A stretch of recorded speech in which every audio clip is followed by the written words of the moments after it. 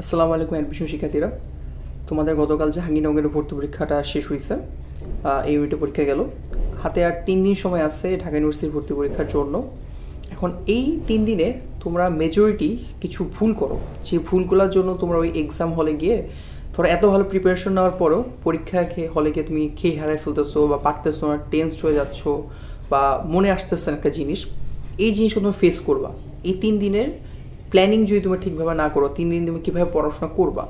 অনেকেই আমাকে প্রশ্ন করছে, ভাই 3 দিনের প্রিপারেশনটা অ্যাকচুয়ালি কীরকম হওয়া উচিত আমাদের জন্য, সেটা নিয়ে কিছু কথা আমি বলবো। চেষ্টা করবো পুরো ভিডিওটা প্রথম থেকে শেষ পর্যন্ত দেখার জন্য, কারণ আমি মনে করি, আমি চাই না তোমরা এই ভুলগুলো করো, এবং কীভাবে পড়াশোনা করা উচিত সেটাও একটু বলে দিব। প্রথমে যদি বলি যে ভাই তোমরা এই 3 দিনে কোন কাজগুলো করবা না। ফার্স্ট কথা হচ্ছে, নতুন কোনো কিছু অ্যাটেম্প করা দরকার নেই এই 3 দিনের জন্য। লাইক তুমি একটা জিনিস পারো না, 3-4 মাসেও তুমি সেটা পড়ো নাই বা ক্লিয়ার হয় নাই, সেটা এখন আর নতুন করে পড়ে শেষ করবা, এটা ভাবার আর দরকার নেই।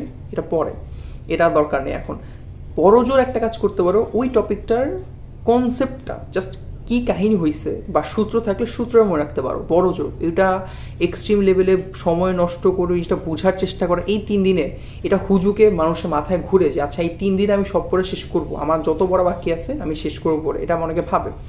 এটা কোনোভাবেই করা যাবে না। ওকে, এই 3 দিন কোন নতুন কিছু অ্যাটেম্প করা দরকার নেই, কোন নতুন টপিক অ্যাটেম্প করা দরকার নেই। বড় জোর ওইটার কনসেপ্ট বা সূত্রটা জানা যাইতে পারে যে আচ্ছা এই সূত্রতে এই ম্যাথ সলভ করা, বা এই সূত্রটা আসলে এটা থিওরি বা এটা কনসেপ্ট হচ্ছে এটা, এইটুকু এনাফ। ওকে। 2, র্যান্ডম পড়াশোনা বাদ দিবা। কোনো র্যান্ডম পড়াশোনা করবে না। লাইক তুমি ম্যাট্রিক্স পড়লাম ম্যাথের জন্য, হঠাৎ করে তোমার মনে হলো ম্যাট্রিক্স শেষ হয়েছে, আমি বায়োলজির চ্যাপ্টার 1টা পড়ি বা বায়োলজি চ্যাপ্টার 11টা পড়ি। ওটা শেষ করবো, তুমি মনে করলা যে ঠিক আছে আমি কেমিস্ট্রি, অর্গানিক কেমিস্ট্রিটা পড়ি। আসলে এই যে র্যান্ডম পড়াশোনাগুলো করবা, এটা খুবই তোমার ব্রেনকে হ্যাম্পার করবে। তোমার ব্রেনকে তুমি যতটুকু পারো একটা সিকোয়েন্সে রাখো। লাইক তুমি কেমিস্ট্রি ধরছো, কেমিস্ট্রি সব শেষ করো, ফার্স্ট পেপার সেকেন্ড পেপার সব, তা তোমার ব্রেন একটা সিকোয়েন্সে থাকবে। আচ্ছা ঠিক আছে, কেমিস্ট্রি ফার্স্ট পেপারে এই গুণগত রসায়নে এই সূত্র এইভাবে আসে, তারপর পরিমাণগত রসায়নে এইগুলা, মৌলের পর্যাবৃত্ত ধর্ম এই টপিকসগুলো আসতেছে, তারপর অর্গানিক কেমিস্ট্রি এই টপিকসগুলো আসলে। তোমার ব্রেনটা একটা সিকোয়েন্সে রাখো, ব্রেনকে তুমি বুঝাও যে তোমার পড়াশোনার একটা সিকোয়েন্সে আছে। দেন কেমিস্ট্রি শেষ করার পর দেন গো ফর ফিজিক্স, ফিজিক্সটাকে সিকোয়েন্সে শেষ করো, ঠিক আছে। Then go for math, then go for biology. সব কিছু একটা সিকোয়েন্সে রাখো, যাতে তোমার ব্রেনটা এই সময়টার মধ্যে হাবিজাবি হিজিবিজি না হয়ে যায়। সে যে ভাবে যে আচ্ছা ঠিক আছে এটার জন্য এটা, এটার জন্য এটা, এইভাবে অল্প অল্প করে আসতেছে, পরে কি হয় একটা ডাটার মধ্যে একটা ডাটা তোমার হলো ঢুকে গিয়ে ক্যাঞ্জাম হতে পারে পরীক্ষা হলে গিয়ে, আচ্ছা এইটা কীরকম হবে, এই সূত্রটা কীরকম হবে, তখন তোমার মনে আসবে না পরীক্ষার মধ্যে গিয়ে। সো এই সময়টা এসে কোনো র্যান্ডম পড়াশোনা না, একদম একটা স্পাই সিরিয়াল শেষ করো। ফিজিক্স হলে ফিজিক্স, কেমিস্ট্রি হলে কেমিস্ট্রি, বায়োলজি হলে বায়োলজি। ওকে। 3 নম্বর পয়েন্ট হচ্ছে, এই 3 দিনে সোশ্যাল মিডিয়া থেকে যতবার দূর থাকুক, এবং স্পেসিফিক যদি বলি ফেসবুক ইনস্টাগ্রাম থেকে যত বেশি দূর থাকা বেটার হয়, ভালো। ধরো তুমি 2 ঘন্টা পড়াশোনা করলাম, আমাদের মাথায় এই হুজুগটা থাকে 2 ঘন্টা পড়াশোনা করবো, আচ্ছা আমি একটু 10 মিনিট স্ক্রলিং করি। এতে কী হলো, তোমার ব্রেনটার মধ্যে ওই যে পড়াটা পড়ছো এর মাঝে ওই স্ক্রলিংয়ের জন্য ভিজুয়াল জিনিসটা ঢুকে যাইতেছে। তোমার আগে যে পড়াটা পড়ছো সেটা অনেক সময় আস্তে আস্তে ইরেজ হয়ে যাইতেছে। তখন তোমার ওই যে একটা জিনিসটাকে সিকোয়েন্স থাকার কথা ছিল, সিকোয়েন্সটা নষ্ট হচ্ছে, এবং পরীক্ষার সময় গিয়ে ওই জিনিসটা তোমার মাথায় আসতেছে না। সো এই 3 দিন, 3.5 দিন সময়টা সকল ধরনের সোশ্যাল মিডিয়া থেকে যত পারো কম দেখো, কম ঢুকো, কম চালাও। ওকে। আর বলতে পারো ভাই আমি টায়ার্ড হলে আমি কী করবো, ন্যাপ নাও, 20 মিনিটের ন্যাপ নাও, 25 মিনিটের ন্যাপ নাও, ঘুমাও, 25 মিনিট 30 মিনিট করে ঘুমাও। ঘুম থেকে উঠে দেখবা যে পুরো ব্রেন ক্লিয়ার হয়ে গেছে, আবার পড়তে বসো। ওকে। এবং যত বেশি পারো পড়ো, পড়ার মধ্যে সময় দাও। ওকে। আর রিল্যাক্সের জন্য এক্সারসাইজ করতে পারো, পানি খেতে পারো, তারপর হচ্ছে প্রেয়ার নামাজ পড়তে পারো। দেখবা তোমার ব্রেন কুল থাকবে, ঠান্ডা থাকবে, মস্তিষ্ক যত ঠান্ডা থাকবে পরীক্ষা তত ভালো হবে। এটা হচ্ছে মেইন কথা। এবার ভাই কী কী করবো, এই 3 দিন আমার পড়াটার স্ট্র্যাটেজি কীরকম হচ্ছে, কী কী করবো না সেটা তো বললাম। 1 and only কাজ, ঢাকা ইউনিভার্সিটির যে প্রশ্ন ব্যাংক আছে ভাই, সেইটা জাস্ট খেয়ে ফেলো। 2 বার 3 বার 4 বার 5 বার 6 বার যতবার পারো জাস্ট করো। এই 3 রিভাইজ দাও, খালি রিভাইজ দাও। আমি যে ভুলটা করছিলাম, আমি চাই না তোমরা সেই ভুলটা করো। আমি ঢাকা ইউনিভার্সিটির প্রশ্ন ব্যাংক পড়ছিলাম মাত্র একবার। আমি ঢাকা ইউনিভার্সিটি অ্যাডমিশন ক্যারিয়ারে কোশ্চেন ব্যাংক একবার পড়ছি। আমি পরীক্ষার আগে সে রিভাইজ দিতে পারি নাই, এবং এইটা আমার একটা বিরাট আফসোসের জায়গা ছিল। কারণ কোশ্চেন ইজিলি 3টা 4টা 5টা কোশ্চেন হুবহু প্রিভিয়াস ইয়ার থেকে তুলে দেয়, এবং সেটা বায়োলজিতে বেশি ছিল আমাদের সময়। আমি সেটা পারিই নাই, মানে আমার তখন মাথায় আসে, আচ্ছা এই কোশ্চেনগুলো অ্যান্সার কী হবে। আমি কোশ্চেনগুলো তো আসছে পরীক্ষার মধ্যে, আমি দেখছি, বাট অ্যান্সারগুলো মনে আসতেছিল না। এইটা যাতে কোনোভাবে তোমার পরীক্ষার হলে গিয়ে না ফিল হয় যে আমার এই কোশ্চেনটা প্রশ্ন ব্যাংকে ছিল বা এইটা ছিল ভার্সিটি প্রশ্ন ব্যাংকে, আমি এটা পড়ি নাই বা পড়ছি একবার, আমার অ্যান্সার মনে আসতেছে না, বা তোমার এই ম্যাথটা করা লাগতেছে আবার, এটা তোমার টাইম ওয়েস্ট, এটা করা যাবে না। এই সময়টা যত বেশি পারো প্রশ্ন ব্যাংক সলভ করো, বেশি বেশি করে প্রশ্ন ব্যাংক সলভ করো, একদম প্রশ্ন ব্যাংক সলভ করো। 2, এমসিকিউ রিটেন মিক্স করে না পড়ে আগে এমসিকিউ সব পড়ো, তারপর রিটেন পড়ো। লাইক তুমি ফিজিক্স ফার্স্ট পেপার ধরছো বা সেকেন্ড পেপার ধরছো বা ফিজিক্স পুরোটুকু ধরছো, সব এমসিকিউ শেষ করো, ফিজিক্স সব এমসিকিউ শেষ করো, দেন ফিজিক্স রিটেন ধরো, ঠিক আছে? ফিজিক্স রিটেন ধরো, রিটেন পড়ো, দেন কেমিস্ট্রি ধরো, কেমিস্ট্রি এমসিকিউ সব শেষ করো, তারপর রিটেন পড়ো। এখন কথা হচ্ছে ভাই আপনি এমসিকিউ পড়ার কথা আগে কেন বলতেছেন? ভাইয়া এমসিকিউতে তুমি যদি ভালো না করতে পারো, তুমি ঢাকা ইউনিভার্সিটিতে ওই 10,000-এর যে খাতা দেখে সেটার মধ্যে তুমি ঢুকতে পারবে না।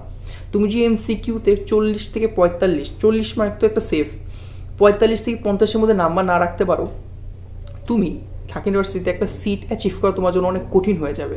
সো সবাইকে বলবো শুধু এমসিকিউতেও যদি ফোকাস করো, সাইটে যদি তুমি 50+, 50 থেকে 55-এর মধ্যে একটা স্কোরও নিয়ে আসতে পারো, তোমার রিটেন যদি হাফ মার্কও আসে, লাইক 40 অর্ধেক 20ও আসে, তুমি ইজিলি ঢাকা ইউনিভার্সিটির টপ 1,500 থেকে 2,000-এর মধ্যে ইজিলি একটা সিট পেয়ে যাওয়া, ঠিক আছে? বা যদি 75+ নাম্বার থাকে তোমার 100-এর মধ্যে, তাহলে তো কথাই নেই, টপ 1000 তো ইজিলি। সো এমসিকিউতে যত বেশি পারো ফোকাস করো। এমসিকিউ যাতে কোনোভাবে একটা সহজ এমসিকিউ বা একটা মিডিয়াম লেভেল এমসিকিউ যাতে তোমার মিস না হয়, সেটা তোমার ফোকাস দেওয়া উচিত। কারণ একটা এমসিকিউ ভুল মানে তুমি অনেক বেশি চলে যাবে, 1 মার্কস অনেক দূর। ঢাকা ইউনিভার্সিটি যারা 1000 থেকে 2000 সিরিয়ালে থাকে, তাদের প্রত্যেকের নাম্বারের ডিফারেন্স থাকে ধরো 1 থেকে 2 মার্কস বা 3 মার্কসের মধ্যে, 2 থেকে 2.5 মার্কসের মধ্যে 1000 থেকে 2000 সিরিয়ালে এদিক সেদিক হয়ে যায়, ঠিক আছে? সো এইটা খুব খেয়াল রাখতে হবে যে সহজ কোনো জিনিস ভুল করা যাবে না।